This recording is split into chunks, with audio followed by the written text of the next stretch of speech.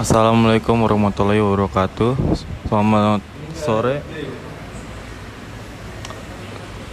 Hari ini saya akan mempresentasikan tugas kelompok wawasan global dan TIK dengan kelompok dan anggotanya Rafael Diloy Olita Padang dengan NIM 2270231074 dan Daniel Raja Guguk 2270231104. Optimalisasi proses bisnis dengan Enterprise Rescue Planning atau yang disebut ERP. Konteks pendahuluan ERP, komponen dan fungsi ERP, implementasi dan manfaat ERP. Pendahuluan ERP. Enterprise Resource Planning atau ERP adalah sistem manajemen bisnis yang mengintegrasikan berbagai fungsi dalam satu platform untuk meningkatkan efisiensi operasional. Tujuan utama implementasi ERP adalah menyelaraskan proses bisnis, mengurangi biaya, meningkatkan produktivitas, dan menyediakan informasi real time untuk pengambilan keputusan yang lebih baik.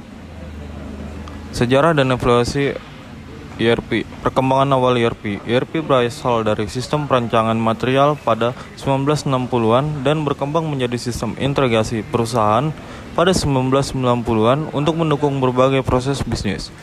Transformasi di era digital. Di era digital, ERP telah mengalami transformasi signifikan dengan integrasi teknologi terbaru seperti big data dan kecerdasan buatan untuk meningkatkan fungsionalitas dan efisiensi. Dampak teknologi cloud. Teknologi cloud telah memungkinkan penyebaran ERP yang lebih fleksibel dan terjangkau dengan akses data real time dari mana saja dan meningkatkan skala yang lebih mudah. 2. Komponen dan fungsi ERP. 1. Modul kunci dalam ERP. 1. Manajemen keuangan. Modul ini mengelola seluruh aspek keuangan dalam perusahaan, termasuk akuntansi, penganggaran, dan laporan keuangan untuk membantu pengambilan keputusan. 2. Sumber daya manusia. Modul ini menangani segala aspek yang terkait dengan pengelolaan karyawan, mulai dari rekrutmen, pelatihan, dan hingga administrasi, gaji, dan tunjangan. 3. Manufaktur dan produksi. Modul ini dirancang untuk mengelola proses produksi dan manufaktur termasuk perencanaan kebutuhan bahan, jadwal produksi, dan pemantauan kualitas produk. Selanjutnya akan dilanjutkan oleh teman saya Daniel. Integrasi antar modul. 1. Alur data terpadu. Alur data terpadu memungkinkan data mengalir secara mulus antara modul-modul ERP, memastikan konsistensi dan akurasi informasi di seluruh sistem. 2. Keuntungan dari sistem terintegrasi. Sistem ERP terintegrasi memberikan keuntungan seperti efisiensi operasional, pengurangan kesalahan, dan peningkatan transparansi data dalam organisasi. 3. Implementasi dan manfaat ERP.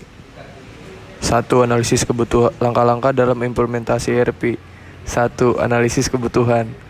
Melibatkan pengkajian proses bisnis saat ini untuk menentukan fitur-fitur ERP yang diperlukan guna meningkatkan efisiensi dan produktivitas dalam perusahaan.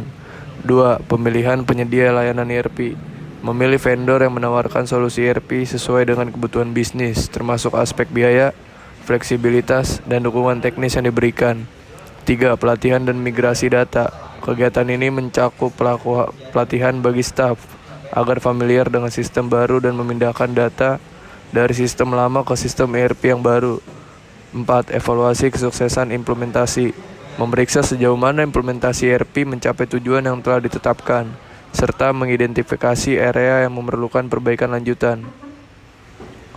Manfaat utama ERP. 1. Efisiensi operasional. ERP membantu mengurangi biaya operasional dengan mengintegrasikan berbagai fungsi bisnis menjadi satu sistem yang terpusat dan otomatis.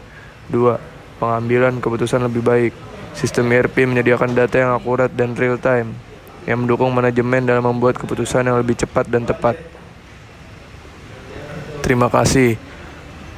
Sekian presentasi dari kelompok kami, kurang lebihnya mohon maaf. Assalamualaikum warahmatullahi wabarakatuh.